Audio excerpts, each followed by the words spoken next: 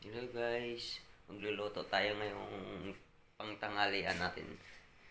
Anong oras na dito? Alas 12:30 na. Dito sa Japan. Siguro 11:30 na din dyan sa Pilipinas. Advance kasi siya dito ng isang oras. Mag-aadobo tayo. Ito yung mga ingredients niya. Yan ang baboy. Kasi frozen siya, pinakuluan ko muna sa mainit na tubig. Yan.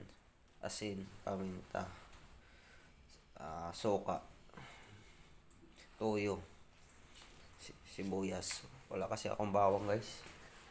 Hindi ako naubusan gawin ng bawang. Yan ang ingredients.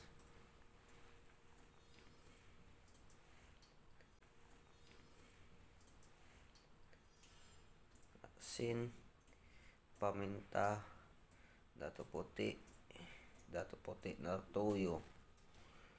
Yan.